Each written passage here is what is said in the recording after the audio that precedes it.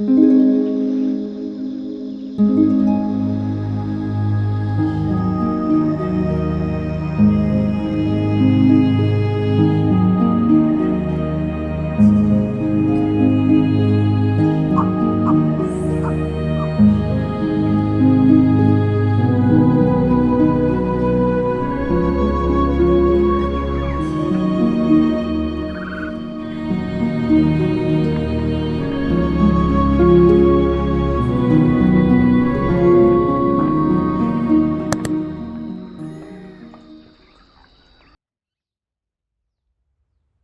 Friends. आज मैं आया हूँ भरतपुर बर्ड सेंचुरी, जिसे केवलादेव नेशनल पार्क भी कहा जाता है। यह मेरी यहाँ की पहली विजिट है। जैसे ही मैं भरतपुर बर्ड सेंचुरी के अंदर चला, तभी मेरी नज़र एक पेड़ की डाल पर बैठे एक खूबसूरत पक्षी पर पड़ी, और वो था किंगफिशर। किंगफिशर भरतपुर में अक्सर पानी के किनारे दिख जाता है। इसकी खास बात यह है कि अकेला रहना पसंद करता है और अपना इलाका तय करके उसी में घूमता है। कभी कभी आप इसे एक ही जगह पर कई बार देख सकते हैं, क्योंकि वह जगह उसके शिकार के लिए एक फेवरेट स्थान होता है। अब मैंने थोड़ा और आसपास देखना शुरू किया। बहुत से लोग समझते हैं कि भरतपुर बर्ड सेंचुरी सिर्फ पक्षियों के लिए है, लेकिन असल में एक पूरा इकोसिस्टम है, जहाँ पक्षियों के साथ साथ कई जानवर और मैमल्स भी रहते हैं। तभी दूर मेरी नज़र एक चीतल पर पड़ी, जो मेरी तरफ ही देख रहा था, और उसके साथ और भी चीतल थे। भरतपुर के वेटलैंड दरअसल मनुष्य द्वारा बनाई गई झीलें और नहरें हैं, जिन्हें बहुत साल पहले यहाँ के राजा ने बनवाया था, ताकि बारिश का पानी इकट्ठा किया जा सके। और आज यही झीलें हजारों पक्षियों का घर बन चुकी हैं। तभी मेरी नज़र दूर बैठी डार्टर, जिसको स्नेक बर्ड भी कहते हैं, पर पड़ी। यह पक्षी भरतपुर के वेटलैंड में बहुत आम है। इसकी सबसे बड़ी खासियत यही है, जब ये पानी में तैरता है तो उसका पूरा शरीर पानी के अंदर चला जाता है और उसे लंबी गर्दन ऊपर दिखाई देती है, जैसे कोई सांप तैर रहा हो।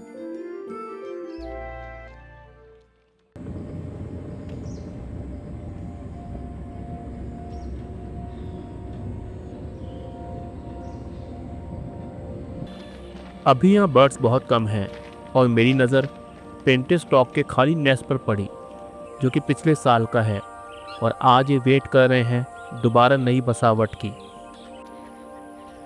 थोड़ी दूर चलते ही मैंने झील के किनारे कुछ हलचल देखी। घास के बीच से 2-3 नीलगाय धीरे धीरे चलते हुए जंगल की तरफ जा रही थी। नीलगाय भारत में पाई जाने वाली सबसे बड़ी हरिण प्रजाति है। इनका नाम नीलगाय इसलिए पड़ा क्योंकि नर का रंग नीला सा दिखाई देता है। थोड़ा आगे ही चला तो पेड़ों के ऊपर नज़र डाली तो कई पेंटिस स्टॉक्स नज़र आए। पेंटिस स्टॉक भरतपुर की सबसे पहचानने वाली प्रजातियों में से एक है।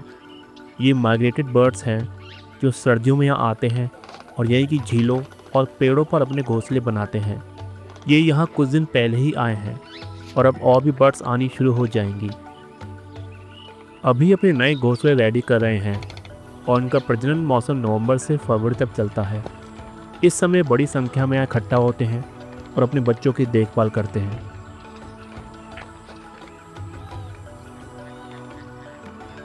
इनके पास वोकल कॉर्ड्स नहीं होते, इसलिए आवाज़ से बात नहीं कर सकते जैसे कई दूसरे पक्षी करते हैं।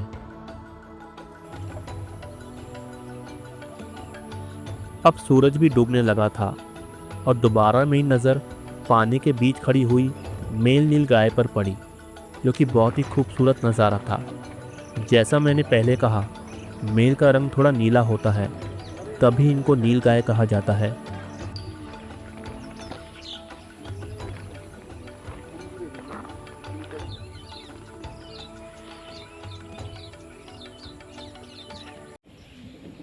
अब मैं धीरे धीरे वॉच टावर की तरफ बढ़ रहा था। पूरे पार्क में लगभग 4 मुख्य वॉच टावर हैं, जो अलग अलग जगहों पर बने हुए हैं, ताकि हर दिशा से झीलों और वेटलैंड का पूरा व्यू मिल सके।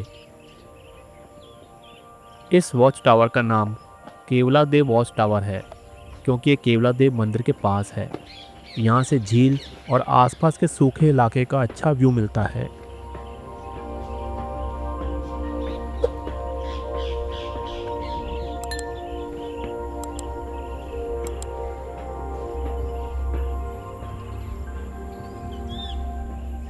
सामने झील फैली हुई है, लेकिन इस समय पानी के ऊपर सन्नाटा है।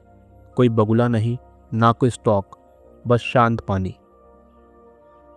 ये वही जगह है जो कुछ हफ्तों बाद दिसंबर और जनवरी में हजारों पक्षियों से भर जाएगी। तभी दूर मेरी नज़र एक नीलगाय के बच्चे पर पड़ी। आसपास की ज़मीन पूरी तरह हरी थी। घास, झाड़ियाँ और पेड़ों की परछाइयाँ सब मिलकर एक बेहद शांत और खूबसूरत नज़ारा बना रहे थे।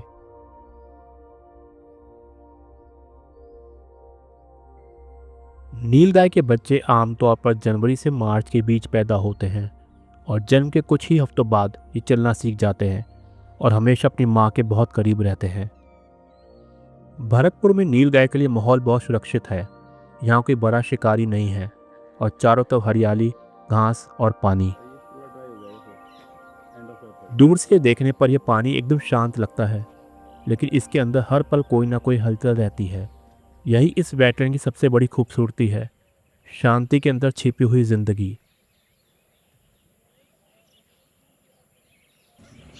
वॉच टावर से उतरकर जब मैं आगे बढ़ा तो एक दीवार पर कुछ पुराने डक हंट रिकॉर्ड्स लगे हुए दिखाई दिए। पहले यहाँ हर सर्दियों में प्रवासी पक्षी हजारों की संख्या में आते थे और उसी समय बड़े बड़े डक हंट्स का आयोजन होता था। पुराने रिकॉर्ड्स बताते हैं कि एक दिन में 4000 से ज़्यादा बतखें मारी गई थी।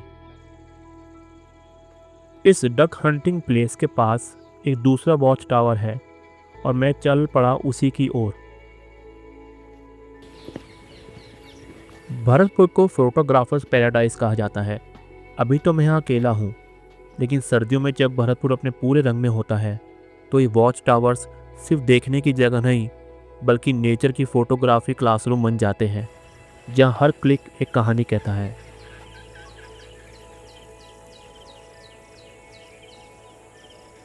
यहाँ से कुछ दूर पेंटेड स्टॉक्स दिखाई दे रहे हैं।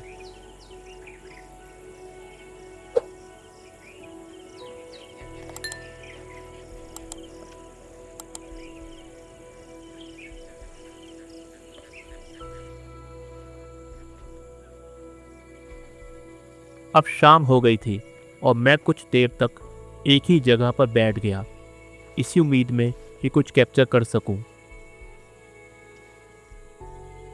और तभी मेरी नज़र पानी के किनारे एक किंगफिशर पर पड़ी और उसके पीछे मकड़ी का जाल हवा में हल्का सा झूल रहा था।